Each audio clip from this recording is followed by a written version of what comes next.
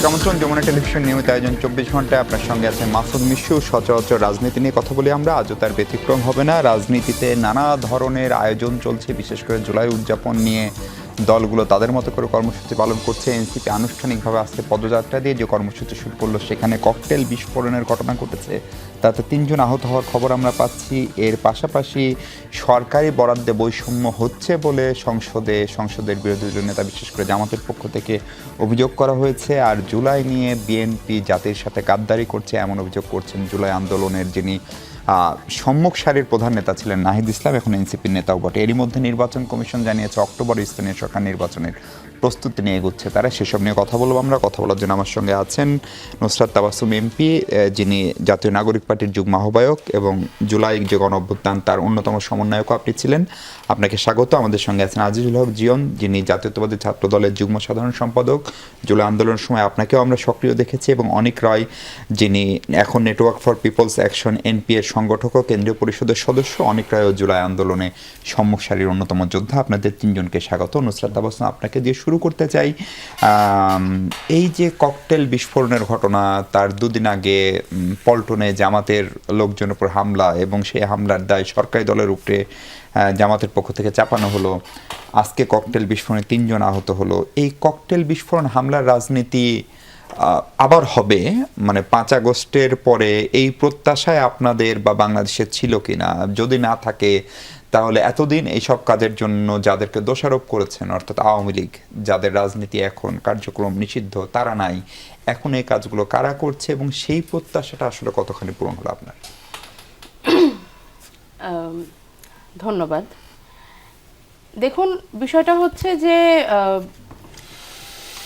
অবশ্যই আবার 5ই আগস্টের আগের মতো রাজনীতি ফিরুক, এই প্রত্যাশাটা তো অবশ্যই ছিল না। প্রশ্নটা খুবই অদ্ভুত হলো।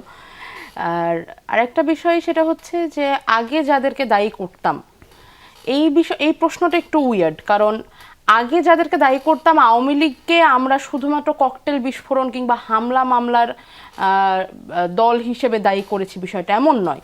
কিন্তু এটার জন্য দায়ী করেছেন অন্য অনেক বড় বড় অভিযোগের পাশাপাশি। হাসিনা এর চাইতে আরো অনেক বেশি ভয়াবহ। যদিও হাসিনার আমলে আমরা দেখেছি জ্বালাও পোড়াও, তখন হাসিনা আবার বিরোধী দলকে দোষ দিত। এখন বিষয়টা হচ্ছে যে দেশে এই ঘটনাগুলো কারা ঘটাচ্ছে? হতে পারে আওয়ামী লীগের পলাতক সন্ত্রাসীরা, হতে পারে সরকার দলের লোকজন, হতে পারে একেবারেই অন্য কেউ। কিন্তু তার চাইতে বাইরে আমি যে কারোর দিকে আঙুল তোলার আগে যে কথাটা বলতে চাই, সেটা হচ্ছে দেশের যে কোনো প্রান্তে যে কোনো মানুষের সাথে অনিরাপত্তার পরিবেশ তৈরি হলে সেটার দায় যায় নিরাপত্তার দায়িত্বে যারা থাকে তাদের উপর। আইন শৃঙ্খলা বাহিনী এবং আইন শৃঙ্খলা বাহিনীর দেখভালের দায়িত্বে যারা থাকে তারা। তো বিষয়টা হচ্ছে কর্মকাণ্ড যদি ধরেও নিই যে এখানে অন্য কোনো শক্তি করছে কিংবা পলাতক সন্ত্রাসীরা করছে, সেক্ষেত্রেও তো দায়টা আসলে ওদিকেই যায়, ঠিক না? সেখান থেকে আসলে এই জিনিসটা খুবই অনাকাঙ্ক্ষিত। তার চাইতে বড় কথা হচ্ছে আমরা বারবার বলছি এই সরকার, এই নির্বাচন গণ আকাঙ্ক্ষা পূরণের নির্বাচন, এই সরকার গণ আকাঙ্ক্ষা পূরণের সরকার, এই সংসদ অন্যতম শান্তিপূর্ণ সংসদ, এই সংসদ মানুষের আশা আকাঙ্ক্ষা পূর্ণ করবে। সেখানে আসলে দেশের এই এত নির্বাচনের এত অল্প সময়ের মধ্যে, হ্যাঁ, এত অল্প সময়ের মধ্যে এরকম একটি ঘটনা ঘটা, তাও ঢাকার এত কাছে, ঢাকায়ও ঘটেছে, ইনফ্যাক্ট ঢাকাতেও ঘটেছে। হ্যাঁ, এক্স্যাক্টলি, ঢাকাতেও ঘটেছে। তো এই ধরনের ঘটনাগুলো আসলে এত বেশি অনাকাঙ্ক্ষিত যে এইটা আমরা বলতে চাই যে যদি কারোর উস্কানিতে বা কারোর সরাসরি আগ্রহে এত বড় ঘটনা ঘটে থাকে এবং আইন শৃঙ্খলা রক্ষাকারী বাহিনীর বিন্দু মাত্র এই ব্যাপারে কোনো ধারণা না থাকে, গোয়েন্দা সংস্থা কিচ্ছু না জানে এই বিষয়ে, সেই ক্ষেত্রে আসলে আমার মনে হয় যে কার্যকরতা নিয়ে প্রশ্ন তোলাটা একেবারেই যুক্তিযুক্ত। সমাবেশে যিনি ছিলেন তিনি তো বিরোধী দলীয় চিফ হুইপও বটে, ফলে তার প্রটোকল থাকার কথা। তারপরে তিনি যে যাচ্ছেন সেটা প্রি ইনফর্মড, এটা আকস্মিক কোনো প্রোগ্রাম না, এবং সেখানে একাধিক সংসদ সদস্য উপস্থিত ছিলেন, সবচেয়ে বড় কথা একাধিক জনসাধারণ সেখানে উপস্থিত, এবং তার একটু দূরে একটি ক্যান্টনমেন্টও রয়েছে, ফলে সেটা খুব স্পর্শকাতর। এরকম একটি জায়গাতে গোয়েন্দা সংস্থার নাকের ডগাতে ক্যান্টনমেন্টের এত কাছে কেউ কিচ্ছু জানতো না, একটি বোমা বিস্ফোরণ হয়ে গেল। এটা যদি সত্য হয়ে থাকে তাহলে বলতে হয় যে এই গোয়েন্দা সংস্থা আসলে কিচ্ছু করছে না। আর এটা যদি না হয়ে থাকে, যদি ধরে নিই আমাদের গোয়েন্দা সংস্থা যথেষ্ট এফিশিয়েন্ট, তাহলে বিষয়টা আরও বেশি ভয়াবহ। কারণ তাহলে কি তাদের ইশারা ইঙ্গিতে এই ধরনের কোনো কিছু ঘটেছে, নাকি বাংলাদেশে এমন কোনো শক্তির উত্থান ঘটেছে যারা তাদের চাইতেও বেশি শক্তিশালী?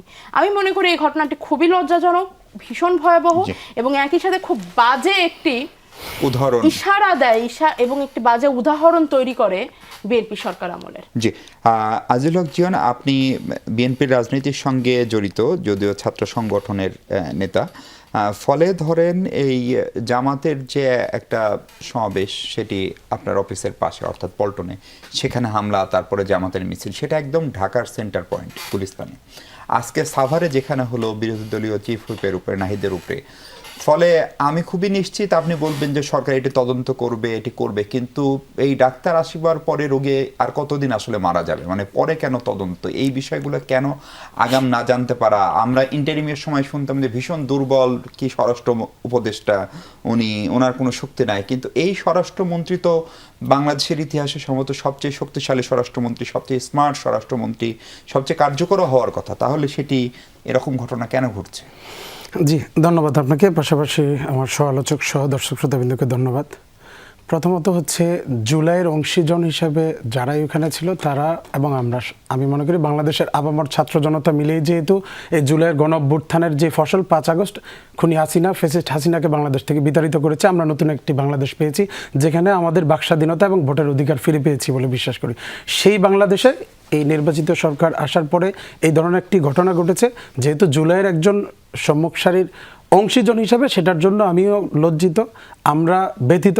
কিন্তু আপনার কিছু জিনিস আমার মনে হয় আমার ব্যক্তিগত জায়গা থেকে উত্থাপন করার মতো, এবং যেটা নিয়ে আসলে আমাদের চিন্তা করার বিষয়টা হচ্ছে বিগত 17 বছরে আইন শৃঙ্খলা বাহিনীকে যদি আমরা কাঠগড়ায় তুলি, স্বরাষ্ট্রমন্ত্রীকে অবশ্যই দায় দেওয়ার স্কোপ আছে, কিন্তু বিষয়টা দেখেন, গতকালকে সম্ভবত 33 জন কিন্তু বিভিন্ন লেভেলের পুলিশের ঊর্ধ্বতন কর্মকর্তাকে তাদেরকে কিন্তু অব্যাহতি দেওয়া হয়েছে।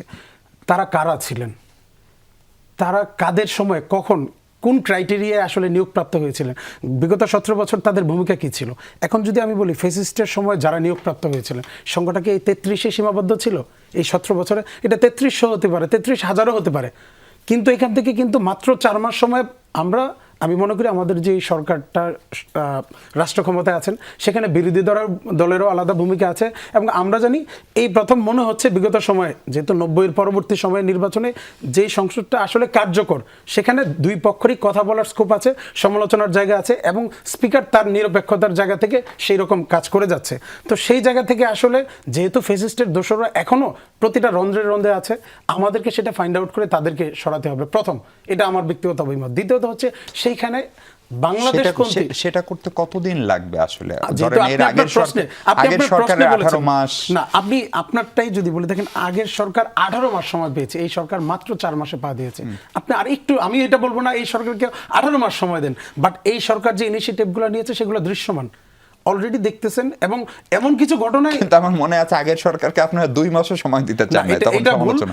বিএনপি একমাত্র দল আগের সরকারের সময় যারা বলেছে আমরা একটি নির্বাচিত সরকার চাই, এবং নির্বাচনটার জন্য আমরা সময় চেয়েছি, সেই সময় যখন ওনারা চেয়েছে আমরা সেই অনুযায়ী কথা বলেছি।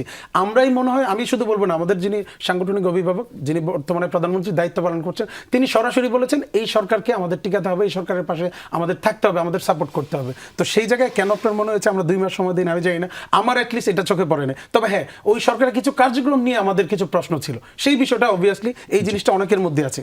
4 তারিখে যে প্রোগ্রামটা হয়েছে, জুলাইয়ের যারা আহত এবং শহীদ পরিবারদের নিয়ে সরকার সহ কয়েকটা সংগঠন, সম্ভবত এটা ছিল, যেটা নাকি চিনমৈত্রী সম্মেলন কেন্দ্রে, আপনি যদি জেনে থাকেন, যদি শুনে থাকেন, সেখানে কিন্তু স্বরাষ্ট্রমন্ত্রী তার বক্তব্যে সরাসরি আওয়ামী লীগ নিয়ে বক্তব্য দিয়েছেন, বলেছেন আওয়ামী লীগের রাজনীতি বাংলাদেশে ডেড হয়ে গিয়েছে, এবং বাকি যেটা সেটাও কিন্তু দিল্লিতে সমাপ্তি হচ্ছে। তো সেই জায়গা থেকে ওনার এই বক্তব্যের কারণে কিন্তু অনেকে ওনার উপর ক্ষুব্ধ ছিল। আপনি জানেন না, ওনার এই বক্তব্যের কারণে সমস্ত ক্ষুব্ধ না, উনি বলেছেন যে উনি দেশের বাইরে ছিলেন, তিনি সেখান থেকে এই আন্দোলন না থাকলে হয়তো এই আন্দোলনটা এইভাবে না, সেটা সেইখানে উনি প্রধানমন্ত্রী সহ ওনার ভূমিকাটা দেখেন, ওনার ভূমিকা কি উনি একা বলছেন? ওনার ওনার ওই সময় কি কি ভূমিকা ছিল আমার মনে হয়, যেহেতু আমাদের সহযোদ্ধা হিসেবে জুলাইয়ের যারা সম্মুখ সারিতে ছিল তার মধ্যে 2-3 জন নারী নেতৃত্ব ছিল, তার মধ্যে উনি একজন। ওনারা তো জানেন এই বিষয়গুলো, ওইখানে থেকে উনি কিভাবে সমন্বয়কদের সহযোগিতা করেছেন। আমি বিভিন্ন, তারপর রাশেদ খানরা বিভিন্ন সময় তথ্য সহকারে বলেছেন, আমার তো এটা নতুন করে বলার কিছু নয়, যার যার কন্ট্রিবিউশন যতটুকু সেটাকে আমাদের অন করতে হবে। কিন্তু একটা জিনিস হচ্ছে, সেখানে উনি স্ট্রেট আওয়ামী লীগ নিয়ে যে বক্তব্য দিয়েছে, আপনি যদি দেখেন বিগত শুক্রবার 2টা প্রোগ্রাম হয়েছে, একটা গাজীপুরে এবং আরেকটা হচ্ছিল আমার রামপুরা বনশ্রী। ওনার অবস্থান খুবই পরিষ্কার। এই বৈঠা মিছিল, লগি বৈঠার সেই যে তাণ্ডব, সেই রকম কিছু করার যে চেষ্টা তাদের আছে, সেটার জন্য হতে পারে। তবে যেহেতু ঘটেছে সেটার দায় আমাদের নিতে হবে, কারণ জুলাইয়ের উপর হামলা মানে কালকে যে আমার উপরে হবে না, আমাদের জুলাইয়ের অন্য অংশীজনদের উপর হবে না, সেটার তো কোনো গ্যারান্টি নাই। আমাদের জুলাই প্রশ্নে এক থাকতে হবে, জুলাইপন্থী হিসাবে, বাংলাদেশপন্থী হিসাবে আমাদের একটা বেসিক গ্রাউন্ডে যদি এক থাকে, আমার মনে হয় ফেসিস্টের দোসর যারা আছে এবং বর্তমানে যদি অন্য কেউ এটার পিছনে কলকাঠি নেড়ে থাকে, তাদের বিরুদ্ধে আমরা যদি ঐক্যমতভাবে একসাথে লড়াই করতে পারি, তারা আর মাথা চাড়া দিয়ে দাঁড়াতে পারবে না। জি, অনেকরাই আপনি দুইজনের বক্তব্যই শুনছিলেন। ধরেন এই জামাতের উপরে হামলার ঘটনা, কিংবা এনসিপির সমাবেশে আজকে পাশে ককটেল বিস্ফোরণের ঘটনা, কিংবা এরকম আরো অসংখ্য ঘটনা ঢাকা শহরে এরকম ঘটছে, ফলে আইন শৃঙ্খলা পরিস্থিতি নিয়ে এক ধরনের উদ্বেগ অথবা ধরেন আস্থা পুরোপুরি না ফেরা, সেটার জন্য 4 মাস যথেষ্ট সময় না, সেটা আমরা জানি। কিন্তু যে জুলাই প্রশ্নে ঐক্যবদ্ধতার কথা সালাউদ্দিন সাহেব কিংবা জিয়ন বললেন, সেই প্রশ্নে আসলে কতখানি ঐক্যবদ্ধ আছেন আপনারা? প্রথমেই আমার সহ আলোচক এবং যারা শুনছেন সবাইকে শুভেচ্ছা জানাই। প্রথম যে প্রশ্নটা আমি আসলে বলতে চাই সেটা হলো, পল্টনে যে জামাত এবং বিএনপির যে হামলা বা ঘটনা, পাল্টা হামলা, এইটা বাংলাদেশের একটা পুরাতন রাজনীতিক, ট্রেডিশনালি এই পার্টিগুলো এরকমই আসলে করে। এবং দেখবেন যে ওই গুলিস্তানে কে হকার আসলে পজিশন নিবে, কার হয়ে সেখানে পজিশনটা ধীরে হবে, মূলত আসলে এটা ওইটার রাজনীতি, ওই যে দখলবাজের যে পুরাতন রাজনীতি। জামাত অস্বীকার করতে চায় যে তারা আসলে রাজনীতি করে না, কিন্তু তারাও আসলে সেম রাজনীতিটাই করে যেটা বিএনপি করে। কিন্তু এনসিপির উপর যে হামলাটা আজকের, এটা একটা উদ্বেগজনক ঘটনা।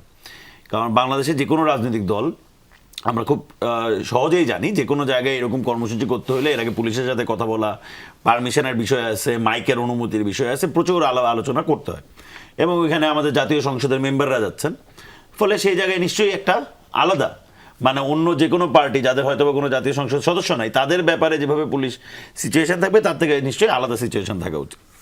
আর প্রথমত আরেকটা বিষয় আমি যেটা বলতে চাই, যে আমি আসলে তদন্তের আগে বলতে চাই না যে এটা আওয়ামী লীগ বা ফেসিস্টরা আসলে এখানে বোমা হামলা করছে, কারণ এটা একটা ভুল দিকে পুরো কেসটাকেও আসলে ড্রাইভ করতে পারে। এটা আমরা লক্ষ্য করছি যখন হাদির মৃত্যুর পরে, আমরা প্রথম দিকে এক সময় মির্জা আব্বাসের দিকে দোষ যাচ্ছে, একবার বিএনপির দিকে দোষ যাচ্ছে, এই যে একটা পরিবেশ তৈরি করা হয়েছে, যেটা আসলে হয়তো বা সত্যটারে বাইর করে নিয়ে আসতে আমাদের জন্য খুবই কঠিন হয়েছে। আরেকটা জিনিস আমি যেটা বলতে চাই, আসলে 4 মাস বেশি সময় কি সময় না, তার থেকে সবচেয়ে বেশি গুরুত্বপূর্ণ বিষয় হচ্ছে যে স্বরাষ্ট্রমন্ত্রী বেশ কনফিডেন্টলি বারংবার মিডিয়ার সামনে এসে বলছে যে আইন শৃঙ্খলা পরিস্থিতির অনেক উন্নতি হয়েছে। কিন্তু বাংলাদেশের আইন শৃঙ্খলা পরিস্থিতির আসলে কি অবস্থা, সেটা কিন্তু গত 4 মাস আমরা খুব ভালো মতোই জানি। আমাদের স্বরাষ্ট্রমন্ত্রী যতটা সংসদে বিভিন্ন আইন, বিভিন্ন বিধি, বিভিন্ন অধ্যাদেশ নিয়ে তিনি কথা বলতে বেশ স্বাচ্ছন্দ্য বোধ করেন, আমার মনে হয় না ততগুলো পুলিশের থানা পরিদর্শন করতে তিনি স্বাচ্ছন্দ্য বোধ করেন। আমি আসলে জানি না তার এই 4 মাসে তিনি কতবার কয়টি পুলিশ ফাঁড়ি বা কয়টি পুলিশের বিভিন্ন, মানে ঢাকার বাইরে বিভাগীয় জোনাল যে অফিসগুলো, সেগুলো কতগুলো তিনি প্রদর্শন করতে গেছেন, কত জায়গায় তিনি পুলিশের সাথে দেখা করতে গেছেন, সেগুলো আসলে কতখানি হয়েছে আমার ঠিক চোখে পড়ে না। কিন্তু স্বরাষ্ট্রমন্ত্রী হিসেবে এরকম একটা নাজুক যখন আইন শৃঙ্খলা পরিস্থিতি, তার সবচেয়ে গুরুত্বপূর্ণ কাজ ছিল পুলিশ সদস্যদের মধ্যে আরো বেশি যাওয়া এবং তাদের মধ্যে মোটিভেশন ফিরিয়ে নিয়ে আসা এবং সেইটার জন্য কাজ করা। কিন্তু আমি আসলে তাকে যতখানি সংসদে পারফর্ম করতে দেখছি, আমার মনে হয় না তার মন্ত্রণালয়ে পারফর্ম করতে দেখছি। এবং এটা বাংলাদেশের খুব কমন পলিটিক্স, যে আসলে একটা বক্তব্যবাজির রাজনীতির উপর দিয়ে আসলে জিনিসটাকে চালায় দেওয়া, যে আইন শৃঙ্খলা পরিস্থিতি খুবই ভালো। স্বরাষ্ট্রমন্ত্রী কমেন্ট করছেন আইন শৃঙ্খলা পরিস্থিতি খুবই ভালো, এর সাথে এটা ভালো হয়ে যাচ্ছে। ফলে এইটা একটা খুবই গুরুত্বপূর্ণ পয়েন্ট, আমি এটা মনে করি। আরেকটা বিষয় হইতেছে যেটা, যে এই যে গত 5ই আগস্টের পর থেকে পুলিশ দুর্বল, কিংবা আপনি মনে করেন যে আপনার মানে আমি যে আমাদের যে আইন শৃঙ্খলা পরিস্থিতি যে নাজুক, সেটার একটা বড় গুরুত্বপূর্ণ অংশ আপনি দেখবেন যে ইন্টারিমের আমলেও এই আইএস বা তালেবানের পতাকা নিয়ে যারা রাস্তাঘাটে ঘুরে বেড়াচ্ছে তাদেরকে গ্রেপ্তার করা হয়েছে।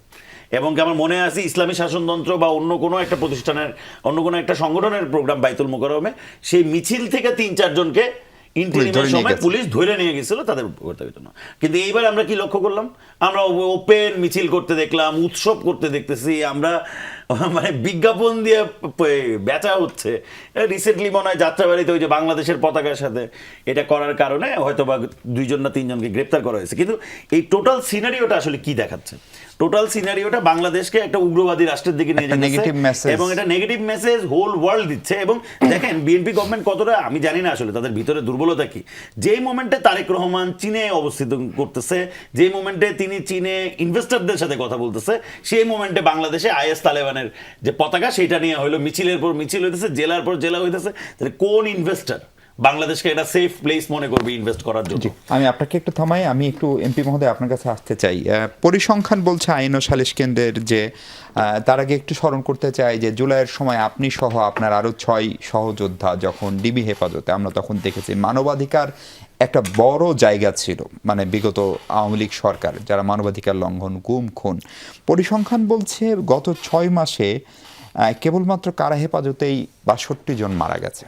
এটা হচ্ছে প্রকাশিত পরিসংখ্যান। এই 6 মাসের ভিতরে ফেব্রুয়ারির পর থেকে এই সরকার, তার আগে ইন্টারিম সরকার।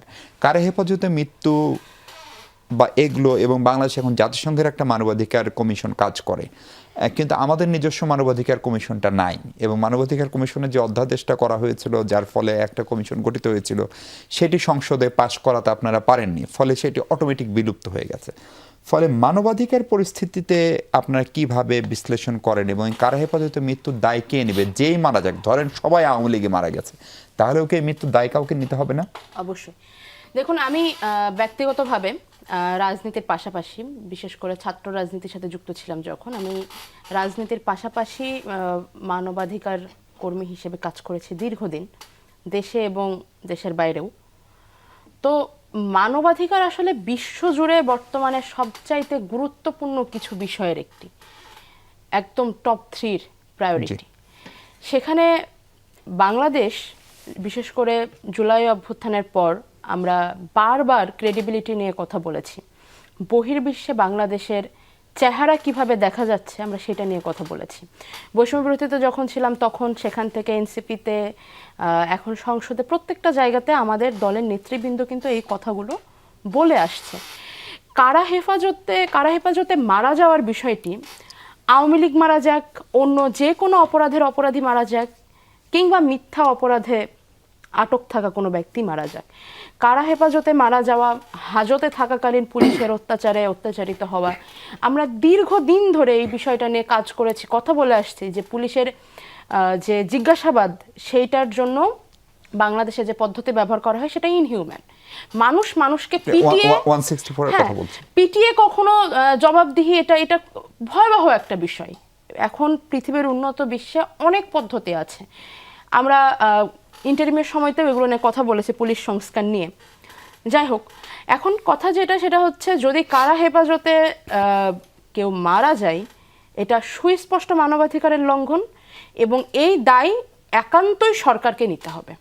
এবং সত্যি কথা বলতে বিরোধী দলের সংসদ সদস্য হিসেবে কিছুটা দায় আসলে আমিও নিচ্ছি, আমরাও নিচ্ছি। কারণ বিরোধী দল হিসেবে এবং সামনের দিনগুলোতে আসলে এটা ভয়াবহ একটি বার্নিং বিষয়। সামনের দিনগুলোতে আমি এবং আমার সহ সাংসদ যারা রয়েছেন বিরোধী দলে, তাদের কাছেও আমার চাওয়া এটাই থাকবে যেন আমরাও সংসদে এই বিষয়টা নিয়ে ভালোভাবে কথা বলতে পারি। কারণ কারা হেফাজতে যদি একজন মানুষও মারা যায়, কোথাও না কোথাও তার মানবাধিকার খুব বাজেভাবে এটা ক্ষুণ্ণ হয়েছে। জি, জিয়ন, ধরেন আপনি যে দলটি করেন, এমনকি যে পার্লামেন্টই আছে, সেই পার্লামেন্টে ধরেন ইলিয়াস সাহেবের স্ত্রী আছে, যিনি এখনো জানেন না তার স্বামী আসলে জীবিত নাকি মৃত, যদি মারা যান কবে কোথায় মারা গেছেন।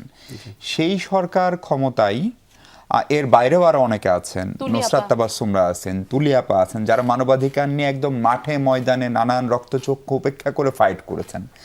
তারা সংসদে থাকা অবস্থায় কারা হেফাজতে কেউ কারো অস্বাভাবিক মৃত্যু, কেউ যদি অসুস্থতাজনিত, সেটা নিশ্চিতভাবে তদন্তের পরে বলা যাবে, কেউ যদি মারা যায়, সেইটা অনেক বড় প্রশ্ন তোলার সুযোগ দেয় কিনা, এবং এইটা সরকারের এক ধরনের দুর্বলতা নাকি এটা এক ধরনের স্যাবোটাজ, সেটা নিয়ে আপনাদের ভাবনা কি, সেটি শুনবো। দর্শক, তার আগে ছোট্ট একটা বিরতি নিই। দর্শক আরেকবার স্বাগত 24 ঘন্টায়। আমরা কথা বলছি সমসাময়িক পরিস্থিতি নিয়ে। ছাত্রদল নেতা আজিজুল হক জিয়ন আছেন আমাদের সঙ্গে। জিয়ন, কারা হেফাজতে মৃত্যুর কথা বলছিলেন?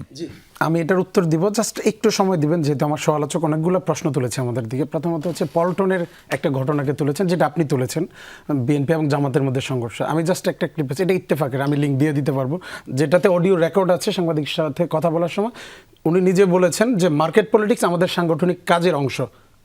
কে বলেছেন? এটা হচ্ছে জামাত নেতা সুমন, যার সাথে এই মার্কেটের ওই দখলদারিত্বের জন্য যাকে দোষারোপ করা হচ্ছে। অনেক সম্ভবত সেটাই বলার চেষ্টা তাহলে করেন। না, সেখানে কিন্তু দায়টা ওই প্রথম দিন যে ঘটনাটা ঘটেছে এবং সংবাদ সম্মেলনে বলেছে জামাত দীর্ঘদিন ধরে ওই মার্কেটটা দখল করে তাদের সাংগঠনিক কার্যক্রম পরিচালনা করছে। এটা একটা মার্কেট, এটাতে যাদের দোকানপাট আছে সবাই এটাতে কাজ করবে। এটা বিএনপির হতে পারে, জামাতের হতে পারে, এনসিপির হতে পারে, নির্দলীয় হতে পারে। এটা পুলিশ গিয়ে উদ্ধার করবে, এটা সেটার দায় নিচ্ছি, কিন্তু শুরুটা কাদের জন্য হয়েছে সেই দায়টা তো আমাদের দেখতে হবে। পরিষ্কার। বাস্তবতা হচ্ছে সেই জায়গায়। দ্বিতীয়ত হচ্ছে স্বরাষ্ট্রমন্ত্রীকে উনি যে দোষারোপ, আমাদের এটাও কিন্তু আগের রাজনীতির একটা অংশ যে আমরা দোষারোপের রাজনীতি করি।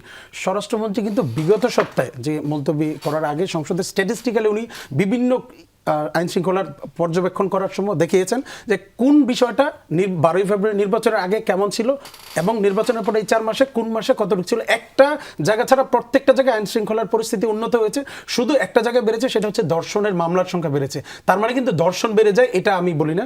বিষয়টা হচ্ছে আগে ধর্ষণের জন্য যে আইনি সহায়তা পাওয়ার যে আগ্রহটা ছিল মানুষের মধ্যে, যেটা কমে গিয়েছিল বিগত 17 বছর, সেটা এখন ফিরে এসেছে। কারণ অ্যাটলিস্ট মানুষ চিন্তা করতে পারে আমি গেলে হয়তো আইনি সহায়তা পেতে পারি।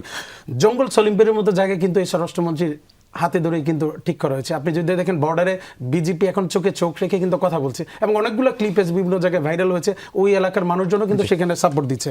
যেইটা গুরুত্বপূর্ণ ইস্যু যেটা বলছে যে যখন পিএম চীন এবং মালয়েশিয়া সফর করতেছিল, সাদা পতাকা যেটাতে কালো ক্যালিগ্রাফিতে লেখা, যেটা নাকি মূলত আল কায়দা বা যেটা আমরা বলি বিভিন্ন ধরনের নিষিদ্ধ সংগঠনের যে পতাকা, সেটার আদতে সমস্যাটা হয়েছে। এটার জন্য যারা তাদেরকে উৎসাহিত করেছে তারা কিন্তু সমাজের, আমরা যাদেরকে বলে থাকি যে ইসলামিক স্কলার্স, এই লেভেলের কয়েকজন কিন্তু তাদেরকে উৎসাহিত করেছেন। সমস্যাটা হয়েছে, হ্যাঁ, সরকারের দায় হচ্ছে, যেটা আমি ফিল করি, সরকার জনসচেতনতামূলক কিন্তু কিছু কথা বলতে পারতো যে হ্যাঁ কালিমার পতাকা উড়াতে কোনো সমস্যা নাই, বাট ওই পতাকাটা বাদ দিয়ে অন্য কোনো পতাকার ব্যাপারে হয়তোবা যদি ওই সচেতনতাটা সারা দেশে আমার করতে প্রশ্নের পারে। উত্তরে যদি আসেন আপনি। জি, আমি সেটাতে আসবো।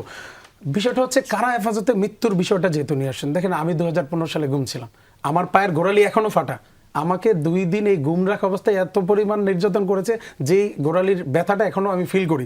তারপরে কিন্তু আমি বাধ্য হয়েছি, ডিএমপি কমিশনার 7-8টা মিডিয়াকে নিয়ে ওয়ান অফ দ্য টেরর হিসেবে উপস্থাপন করেছে। আমি সকল ওই ধানমন্ডি অঞ্চলের সকল গাড়ি পড়ানো বলেন অন্য যাই বলি সব কিছুর দায় নিয়ে নিয়েছি, কারণ এই কালচারটা আমরা চাই না। আপনাকে 2-3টা তথ্য দিব। আমাদের রিসেন্ট টাইমে, আমি নামটা ভুলে গিয়েছি, ছাত্রলীগের একটা নেতা, তার মা অথবা পরিবারের একজন সদস্য মারা গিয়েছিলেন, তারকে সেই জানাজায় অংশগ্রহণ করতে দেওয়া না। আমি নিজে স্ট্যাটাস দিয়েছি, হয়তো বা কয়েক মাস আগে ফিরে গেলে বের হবে। আরেকটা জায়গা আছে যেটা বলছেন থানা হেফাজতে মৃত্যু হয়েছে যুবলীগের একজন নেতা সম্ভবত, যদি আমি ভুল না করি। ওই থানার কিন্তু 61 জনের আমি এটা কথা বললাম, বলছে ওই আইনশালী থানার ওসিকে কিন্তু প্রত্যাহার করেছে, তদন্ত চলমান। তার মানে অতীতে কিন্তু আমাদের সময় আমরা যখন ফেসিস্টের রোশানলে ছিলাম এরকম কিন্তু মানে কালচার ছিল না। মানে কিন্তু এখন আমি পরিবর্তন মারা হচ্ছে যাব, আপনি ওসিকে প্রত্যাহার করবেন, না, এটা সরকারের কাজ।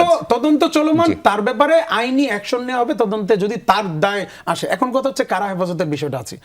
এখন যে জিনিসটা হয়েছে, আমরা যেহেতু চিন্তা করি, মনে করি এই সরকারটা জনগণের সরকার, তারেক রহমান তার বক্তব্যে কিন্তু প্রতিশোধ পরায়ণের কথাটা বারবার ডিনাই করছে। জি। তাহলে আমার মনে হয় হেড অফ দ্য চেয়ারে থেকে উনি যেহেতু পরিবর্তনের বার্তা দিচ্ছেন, যেটা নাকি বিরোধী দলীয় নেতা জনাব শফিকুর রহমানের বাসায় গিয়ে নির্বাচিত হওয়ার পর এবং নাহিদ ইসলামের বাসায় গিয়ে দিয়ে এসছেন, সেটা উনি অন করছেন, অন্যকে বলছেন। আমার মনে হয় আইন শৃঙ্খলা বাহিনী সহ বাকি রাষ্ট্রের যত অর্গান আছে, স্টেট আছে, স্টেক হোল্ডার আছে, তারা যদি সেটাকে ধারণ করে, আমার মনে হয় এই জিনিসগুলো পরিবর্তন হবে এবং আমরা পরিবর্তিত বাংলাদেশ দেখব। অনেক রায়, ধরেন প্রধানমন্ত্রীর আন্তরিকতা, তার সাদাসিধে জীবন, তিনি প্রোটোকল কম নিচ্ছেন, তিনি হচ্ছে তার ছবি ব্যবহার করতে নিষেধ করছেন, এবং জিয়ন যেটা বললেন যে ওনার সদিচ্ছা, সেটা খুবই দৃশ্যমান। এবং কিন্তু তার টিম কতখানি কাজ করছে অথবা সেটির প্রতিফলন কি হচ্ছে সেটি আমরা দেখতে পাচ্ছি। ফলে সেই জায়গায় এই যে কারা হেফাজতে মৃত্যু, এগুলোর ঘটনার যদি প্রপার তদন্ত হবে এবং এর সাথে সত্যি সত্যি কেউ না কেউ যদি জড়িত থাকে, মৃত্যুর একটাও যদি অস্বাভাবিক হয়, তাহলে তার বিচার হবে, এই বিষয়ে কতখানি আশাবাদী? আচ্ছা, আমি প্রথমে এটা কথা বলি আর কি, আমার মনে হয় যে আসলে যারা ক্ষমতায় বসেন শেষ পর্যন্ত তাদের ভাষা একই রকম হয়ে যায়। আমরা এক সময় আওয়ামী লীগ আমলে শুনতাম, আমাদেরকে নানাভাবে বোঝানো হইতো যে শেখ হাসিনা আসলে খুব ভালো, শেখ হাসিনা আসলে দেশের মঙ্গলটাই চায়, শুধু তার আশেপাশের লোকগুলা। এবং একসময় শেখ হাসিনা নিজেই এগুলো বলা শুরু করলেন যে আমি তো ভালো, আমার আশেপাশে সব চোর ঠেচোর। তখন আমার মনে আছে একদিন বক্তব্যে আমি বলতেছিলাম যে আওয়ামী লীগ এরপরও মানুষ করে, যেই পার্টির প্রেসিডেন্ট তার কর্মীদের চোর ঠেচোর বলতেছে, এরপরও এর আগে এখনো আওয়ামী লীগ করে, মানে কোনো সেলফ রেসপেক্ট নাই। তো এটাও কাছাকাছি শুনতে একরকম। এখন আমার বিষয় হলো কি যে প্রধানমন্ত্রী কম প্রোটোকল নিতেছেন, এটা আমি চাই না। আমি চাই তিনি ঠিকঠাক প্রোটোকল নেবেন, তিনি তার সেফটি এনশিওর করবেন। কারণ এইগুলো আসলে অনেক বেশি দর্শনদারির পলিটিক্স আর কি। এগুলোতে সাধারণ মানুষের খুব একটা জীবনের কোনো তারতম্য ঘটে না। আমরা দেখবো হলো স্ট্যাটিস্টিক্সের কথা বলতেছে, আমরা দেখবো স্ট্যাটিস্টিক্সে, যেমন আপনি না, লক্ষ্য আমি করেন যদি জ্যামে একটু কম বসে থাকি সেটা তো আমার জীবনে না না প্রভাব না, ফেলে নিশ্চয়ই অনেক। সেটাতে আমার কোনো প্রবলেম নাই। আপনি প্রধানমন্ত্রীর যে মুভমেন্ট, সেই মুভমেন্টে যদি আপনি এটা টোটাল মানে অর্গানাইজেশনের মধ্যে নিতে পারেন যে কিভাবে এটা হবে, আপনি দেখবেন যে ওই কম প্রোটোকলের জন্য খুব একটা জিনিসপত্র আগে যাচ্ছে না। নিশ্চয়ই সরকারের বেশ কিছু ভালো উদ্যোগ আছে, প্রচুর ডাইভারশন দিয়ে দেওয়া হয়েছে, এআই ক্যামেরা রাস্তায় নামানো হয়েছে, কিংবা জি। অনেকে ট্রাফিক লাইটের, কারা এগুলো খুবই হেফাজতে ছোট মৃত্যু নিয়ে বিষয়। যদি আপনি একটু বলেন। আমি জাস্ট একটা মিনিট বলবো, যেটা হলো জীবন ভাই বলতেছেন যে আমরা স্ট্যাটিস্টিক্যালি সালাউদ্দিন সাহেব প্রমাণ করতে চাইছেন যে বাংলাদেশের অবস্থা ভালো আছে। 2024 সালে আপনার মার্চ, এপ্রিল এবং মে, এই 3 মাসে টোটাল বাংলাদেশে 794টা হত্যাকাণ্ডের ঘটনা ঘটে। তখন কিন্তু শেখ হাসিনা সরকার গভর্নমেন্টে বসা। 2025 সালে মানে যখন ইন্টারিম গভর্নমেন্ট বসা, ঠিক এই সময়ে 993টি হত্যাকাণ্ডের ঘটনা ছিল। এবং 2026 সালে যখন বিএনপি গভর্নমেন্ট এই মোমেন্টে ক্ষমতায় বসা আছে, তাদের এই 3 মাসে 915টি। তো এইটাকে কোনোভাবে অগ্রগতি ধরাটা প্রথমত উচিত হবে না যে আমাদের আইন শৃঙ্খলা পরিস্থিতির খুব অগ্রগতি হয়েছে। এবং আপনি যদি গ্রামে গঞ্জে যান, এটা আরো খুবই ক্লিয়ারলি এটা দেখা যাবে যে এই পুরো সিচুয়েশনের আসলে খুব একটা অগ্রগতি হয় নাই। এবং আরেকটা বিষয় যে আমরা আসলে কারা হেফাজতে যারা মারা যাচ্ছেন, যে মানুষগুলো মারা যাচ্ছেন, তাদেরকে নিয়ে কোনো বিচার বা তাদের ব্যাপারে কোনো আলোচনা আমরা যদি লক্ষ্য করি, আমরা একটা লম্বা জায়গায় আসলে পাবো না। ফলে এদের কিভাবে মারা গেছেন তারা, সেইটা যেমন আমাদের মনে করেন এই কি বলে আপনার আওয়ামী লীগের আমলে যখন মোস্তাক ভাই মারা গেলেন কারা হেফাজতে, আইসিটি অ্যাক্টের মামলায় তিনি ছিলেন, এইটার কেন তিনি মারা গেলেন, কিভাবে তিনি মারা গেলেন, এটা যেমন আজকে পর্যন্ত আমরা জানি না। ঠিক একইভাবে যারা কারা হেফাজতে মারা যাচ্ছে বা তারাও আসলে কেন মারা যাচ্ছে, কারণ আমিও তো মনে করেন যে জেলখানা ঘুরে আসছি, তো আমি তো আসলে জানি ওইখানে সিচুয়েশনটা কি থাকে, সেটা যেই সরকারের সময় যেই দলই থাকুক না কেন। ফলে সেইখানে যদি কেউ মারা যায়, সেইটাকে নানানভাবে ধামাচাপা দেওয়ার জন্য টোটাল স্টাবলিশমেন্ট এখানে আছে। ফলে আপনি এখানে খুবই মানবাধিকার পরিস্থিতি ঠিক হবে, মানবাধিকার পরিস্থিতি ঠিকঠাক মতো করে গভর্নমেন্ট ফলো করবে, এইটার যে ইন্টেনশন আসলে গভর্নমেন্টের কম, এটা তো আসলে যখন অধ্যাদেশগুলো পাশের আলাপ ছিল তখনই আমরা বুঝছি যে গুম কমিশন কিভাবে নাই হয়ে গেল, মানবাধিকার কমিশন কিভাবে নাই হয়ে গেল। তো আপনি যেগুলা প্রতিষ্ঠানকে রাখবেন আপনার সরকারকে চেক অ্যান্ড ব্যালেন্সের মধ্যে রাখার জন্য, সেই প্রত্যেকটা প্রতিষ্ঠানই আসলে নানানভাবে ধ্বংস মানে হয়েছে। এবং এটা খুবই গুরুত্বপূর্ণ বিষয় যে অন্তর্বর্তীকালীন সরকার যে খুব জনগণের পক্ষে বা জনগণের জন্য হিতকর কাজ করতে পারছে, বিষয়টা একেবারেই তো তা না। কিন্তু যে কয়েকটা ভালো কাজ করছিল, এই গুম কমিশন, মানবাধিকার কমিশন, যেগুলো হয়তো বা সামনের দিনে ক্ষমতাকে একটা ব্যালেন্সের মধ্যে রাখবে, ক্রস চেকের মধ্যে রাখবে, সেই জিনিসগুলোকে কিন্তু বিএনপি আসলে শুরুতেই এক প্রকার ডিনায়ালের মধ্যে দিয়ে গেছে। ফলে সেই জায়গা থেকে আমি যদি পলিটিক্যালি চিন্তা করতে যাই, যে সরকারের সদিচ্ছা বেশ কিছু কাজে দেখা গেছে।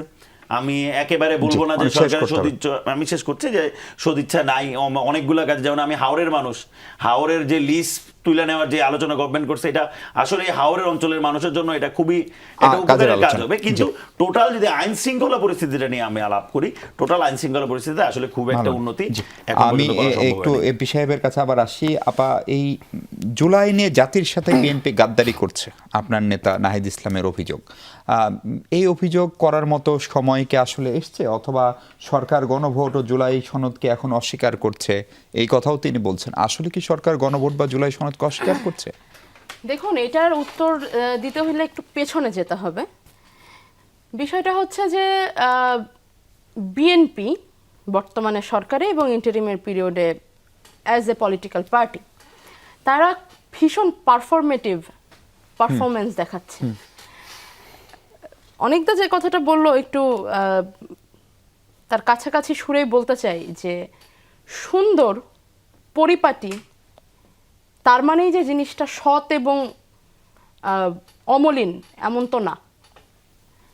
দেখুন, বিষয়টা হচ্ছে আমাদের বর্তমান প্রধানমন্ত্রী সাহেব এবং স্বরাষ্ট্রমন্ত্রী সাহেব এবং আরও যে সমস্ত মন্ত্রণালয়ের দায়িত্বে যারা আছেন, তাদের আচরণ, তাদের জীবনযাত্রা, আমাদের পিএমের শার্টের রং, ব্র্যান্ড, তার ওয়াইফের ব্যাগের কোম্পানি, পোশাক আশাক, ড্রাইভিং করা, কম প্রোটোকল নেওয়া, ভাই যেগুলো উল্লেখ করলেন, এগুলো সত্যিকার অর্থে জনগণের কতটা কাজে লাগছে তার চাইতে বড় যে বিষয়গুলো, এগুলো আলোচনার খোরাক যোগাচ্ছে, যে আলোচনাটা হওয়ার উচিত না। শুধুমাত্র তাদের নিয়ে না, কোনো সংসদ সদস্যেরই যদি না তার জীবনযাত্রার মধ্যে দুর্নীতির ছাপ দেখা যায়, তার জীবনযাত্রা কি খাচ্ছে, কোথায় যাচ্ছে, কি পড়ছে, কিভাবে হাঁটছে, কতটুকু প্রোটোকল নিচ্ছে, কতটুকু প্রোটোকল নিচ্ছে না, কোন গাড়িতে যানবাহন চলাচল করছে, কোন যানবাহন ব্যবহার করছে, কোনটা করছে না, সিএনজিতে গেল নাকি প্রাডোতে গেল, এগুলা আলোচনা হওয়াই উচিত না। কারণ এই বক্তব্যের সাথে, এই আলোচনার সাথে জনগণের জীবনের কোনো সম্পর্ক নাই। কিন্তু এর সাথে জুলাইয়ের সম্পর্ক কি, জুলাই সনদের সম্পর্ক কি? আমি আসছি।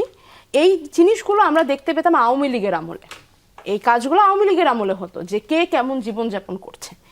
তো যেটা বলছিলাম যে বিএনপির এটা একটা ছোট উদাহরণ, যে এই সরকার তার পুরো কর্মকাণ্ড মিলিয়ে খুব পারফরমেটিভ। তো আপনি যখন পারফরমেটিভ থাকেন তখন আপনি পারফর্ম করেন, আপনি ওই জিনিসটা দেখান, যতটা না মানেন তার সাথে বেশি দেখান। খুবই দুঃখজনক কথা যে যেই বক্তব্য নির্বাচনের আগে বর্তমান পিএম বিএনপি চেয়ারপারসন তারেক জিয়া সাহেব তিনি বলেছিলেন, তারেক রহমান সাহেব বলেছিলেন যে হ্যাঁ ভোটে প্রচারণা চালিয়েছিলেন নির্বাচনের আগে, সংসদ চলাকালীন সময় আমরা সেটাই দেখি যে হয়ে গিয়েছে নির্বাচনের স্ট্র্যাটেজি। তো বিষয়টা হচ্ছে, আপনার প্রশ্নটা ছিল যে 4 মাস পর্যাপ্ত সময় কিনা যে জুলাই গাদ্দার বা জুলাইয়ের সনদকে অস্বীকার করা, জুলাই সনদকে অস্বীকার করা, গণভোটের রায় বাস্তবায়ন না করা, 4 মাস পর্যাপ্ত সময় কিনা। এখন আমরা তো ঘর পোড়া গরু, 4 মাস বলতে বলতে কখন 4, কখন 14, কখন 17 বছর হয়ে গিয়েছিল, এটা বুঝতে বুঝতে বাংলাদেশের মানুষকে মাঠে নামাতেই 17 বছর লেগেছে। তো বিষয় সেটা হচ্ছে, এখন আমাদের দলের আহ্বায়ক এবং মাননীয় সংসদ সদস্য জনাব নাহিদ ইসলাম, তিনি আমাদের প্রধানমন্ত্রী জনাব তারেক রহমান সাহেব এবং সরকার দল বিএনপির ব্যাপারে যে বক্তব্যটি করছেন, এটা নিশ্চয়ই তাদের হান্স কিংবা তাদের কাছে থাকা তথ্য প্রমাণ। তবে আমি যদি নিজেকে সংসদ সদস্যের জায়গা থেকে সরিয়ে সাধারণ জনগণ হিসেবে, যদিও সংসদ সদস্য স্টিল সাধারণ জনগণই, আমরা তো খুব বেশি অসাধারণ কেউ না, তারপরেও যদি ওই পদমর্যাদা সরিয়ে যদি ভাবি, তাহলে আমি বলতে পারবো যে 4 মাস হয়ে গিয়েছে, বাংলাদেশে সব কাজ চলছে, বাংলাদেশে অনেক কাজ চলছে, বাংলাদেশে নিয়মিত একনেক বসছে, বিভিন্ন বরাদ্দ আসছে, পার্লামেন্ট নিয়মিত বসছে, সেখানে সরকার দলীয় এমপিরা, বিরোধী দলীয় এমপিরা যোগ দিচ্ছে, বিদেশ সফর হচ্ছে, সেই বাজেট পাস হয়ে গেল, অনেক বড় বড় কাজ হচ্ছে। কিন্তু সবচাইতে বড় অঙ্গীকার যেটা ছিল, এই অঙ্গীকার কিন্তু শুধুমাত্র বিএনপির একার অঙ্গীকার না, কিংবা এই অঙ্গীকার নির্বাচনের পূর্ববর্তী অঙ্গীকার না, এই অঙ্গীকার 2024-এর অঙ্গীকার। সেই অঙ্গীকার পূরণের বিন্দুমাত্র কোথাও কোনো ধরনের কোনো পদক্ষেপ বা নিশানা আমরা দেখতে পাচ্ছি। আমি একটু শেষ করি, একটুখানি 1 মিনিট আমি সময় নিব, 30 সেকেন্ড। ঠিক আছে, 30 সেকেন্ড। সেখান থেকে আসলে এই কথাটা বলা বা এই আশঙ্কাটা করা খুব বেশি অমূলক বলে আমি মনে করি। জীবন, আপনি কি একটু অ্যাড করবেন, এই যে গাদ্দারি করার অভিযোগ বিএনপির বিরুদ্ধে, বিশেষ করে এমপি মহোদয় স্পষ্ট করে বললেন যে কোন জায়গাটায়, গণভোটটা কেন আপনারা এখনো বাস্তবায়ন করলেন না, জুলাই সনদের ভবিষ্যৎ কি সেটা নিয়ে প্রশ্ন আছে, যদিও বলছেন অক্ষরে অক্ষরে পালন করব, কিন্তু 4 মাসে কেন সেটি হলো না? জি, আমি ছোট করে বলতে হবে। ছোট করে বলতে গেলে আমার একটু সময় লাগবে, কারণ ওনারা অনেকগুলো অভিযোগ দিয়েছে, আমার অভিযোগ পরের বারটা খণ্ডন করবেন। আমি যদি সেটাতে বলি, প্রথমত উনি বলছেন যে রিক্সাতে চলছে না সিএনজিতে ঘুরছে নাকি প্রাডোতে ঘুরছে সেটা প্রাসঙ্গিক না, এটা আলোচনায় আসার উচিত না। কেন উচিত না? কারণ আপনি জানেন 24-এর গণঅভ্যুত্থানে আপনাদের তার পরবর্তী সময়ে আপনাদের ডাকে 10,000 20,000 লোক জমায়েত হয়ে গেছে রাজু ভাস্কর্যে, টিএসসিতে, কিন্তু এখন ডাকলে কেন হয় না? কারণ আপনাদের লাইফস্টাইল, যখন আন্দোলনের সময় দেখেছে হান্নান মাসুদের মতো লোক যে টকশোতে এসে বলে যে আমার এলাকার সব থেকে ভাঙা ঘরটা আমার, এই 5 আগস্টের পরে এখন দেখা যায় তার এলাকার সব থেকে বড় বাড়িটাই তার, তখন মানুষ সাধারণ যারা, আমি বলি অরাজনৈতিক যারা কিনা আমাদের পাশে এসেছিল, যাদের কোনো মানে ব্যক্তিগত চাওয়া ছিল না, তারা ফিল করে চিটেড, তারা মনে করে আমরা যাদের পিছনে দাঁড়িয়েছিলাম তারা আমাদের এই অর্জনের মাধ্যমে নিজেরা ব্যক্তিগতভাবে সুবিধা পাচ্ছে, তারা ফুলে ফেপে বড় হচ্ছে। সার্জিস আলমের মতো লোক যে নাকি একটা ভিডিও ফুটেজ আসছে, ট্রেনে যাচ্ছে, বলছে একটা টিকিট পেয়েছে, এটার জন্য সে অনেক খুশি, সেই জায়গায় দেখা যায় শত শত গাড়ি নিয়ে সে শোডাউন দিচ্ছে, কোথা থেকে টাকা আসছে জানি না, পরবর্তীতে জানি তারা জমিদারের নাতি, এই টাইপের বক্তব্য চলে আসে। বাস্তবতা হচ্ছে জুলাইয়ের প্রসঙ্গে একটা জিনিস দেখেন, আপনি যদি সমালোচনার জন্য সমালোচনা করেন সারাক্ষণ করতে পারবেন, আমি ডিফেন্ড করতে চাইলে সারাদিন করতে পারবো, কিন্তু আমার মনে হয় জুলাই প্রশ্নে আমাদের ডিফেন্ড বা সমালোচনা করার জায়গা থেকে ঐক্যমতের জায়গাটা বেশি জরুরি। আপনি দেখেন এখন আওয়ামী লীগ যেভাবে ফিরে আসার কথা বলছে, যেই প্রক্রিয়ায় বলতেছে, এটা নিয়ে আমাদের কোনো চিন্তা নাই, মাথা ব্যথা নাই। জুলাইয়ের বিষয়ে পিএম যেহেতু সংসদে দাঁড়িয়ে সরাসরি বলেছে যে আমরা আমাদের যেই সিগনেচার করা, আমাদের যেটা সিগনেচার করা জুলাই সনদ, যেটাতে আমরা সাইন করেছি, সেটার প্রতিটাই অক্ষরে অক্ষরে বাস্তবায়ন করব। আমার মনে হয় ওনার বক্তব্যের প্রতি আমাদের আস্থা রাখা উচিত, কেননা উনি যেই কটা কমিটমেন্ট দিয়েছে ইতিমধ্যে প্রতিটা কিন্তু বাস্তবায়নের চেষ্টা চালিয়ে যাচ্ছে। আমি জাস্ট আমাকে 30 সেকেন্ড দিবেন, আমি জাস্ট এই যুক্তি খণ্ডনটা, আমাদের যেহেতু দায় দেওয়া হয়েছে, পিএম এর একটা টিম যখন মন্ত্রী পরিষদ গঠন করে উনি কিন্তু বলে দিয়েছেন 6 মাস সময় দেওয়া, 6 মাসের মধ্যে তাদের ইভালুয়েশন করবে, তারপরে তাদেরকে হয় চেক করা হবে, যারা পারফরম্যান্সে টিকবে তাদেরকে রাখা হবে। সেই ভরসা আপনি রাখছেন। স্বাস্থ্যমন্ত্রী গতকালকে বলেছে, সম্ভবত আমি ভুল না করে, যে প্রতিটা হসপিটালে নরমাল ডেলিভারির জন্য করতে হবে, সরি, তাহলে এই জিনিসগুলোকে আগে ছিল পিএম যেটা হচ্ছে বাজেট পরবর্তীতে প্রতি বছর যেটা হয়ে আসছে, কিন্তু এগুলো তো তাদের কাজ, এটাই তো করার এটা কি কথা। বাংলাদেশে হয়ে আসছে?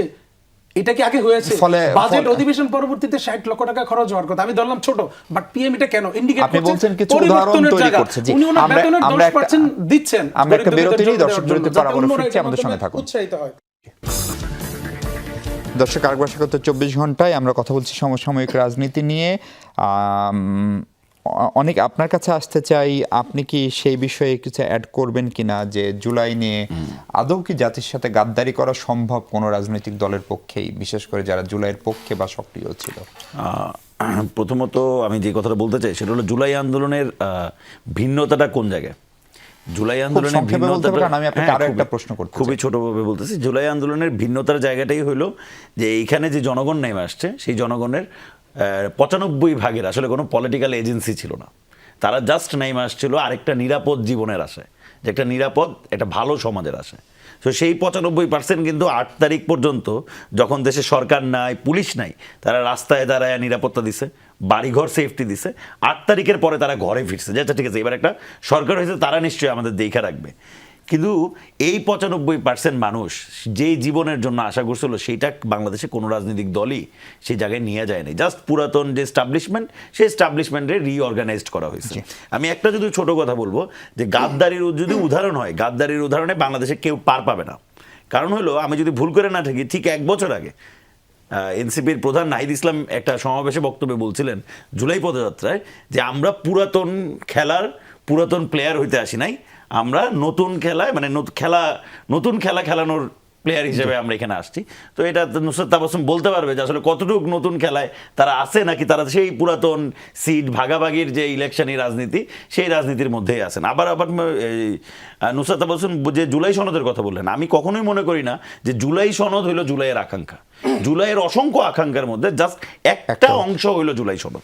ফলে জুলাই সনদটাকে শুধু এটা করা হইতেছে। জাস্ট একটা ইনফরমেশন দিব, ভুল করে না থাকলে, নাহিদ ইসলাম নিজে স্ট্যাটাস দিছিলেন যে জামাতে ইসলাম পুরা সংস্কারের আলাপটাকে রাজনৈতিক বানায়া বা দেশের মানুষকে এটা করতেছে, এবং এটা কপটতার বা আরো কি কি জানি শব্দ ব্যবহার করছিলেন।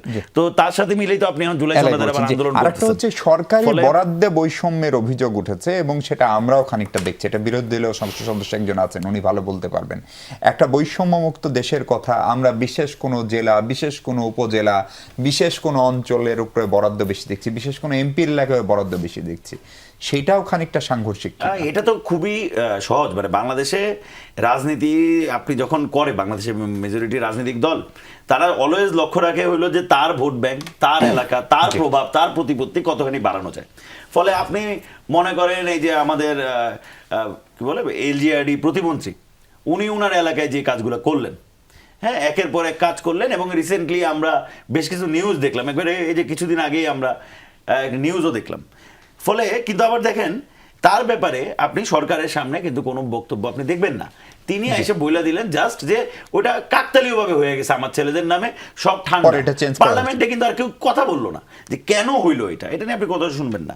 এবং বরাদ্দগুলোর মধ্যে যে বৈষম্য হওয়ার একটা জায়গা, এটা কেন? কারণ হলো এখানে কোনো সিস্টেম নাই, আপনার কাছে কোনো ডাটা নাই, কোন অঞ্চলে আসলে কতখানি টাকা লাগবে। একদম সময় নুসরাত তাবাসসুম, এই বরাদ্দের ক্ষেত্রে ধরেন আপনারা যারা সংরক্ষিত সদস্য তারা এবং বিএনপি বা জামাত থেকে আসা সংরক্ষিত সদস্য, তারা কি সমান বরাদ্দ পান, নাকি সেখানেও কোনো কম বেশি হয়?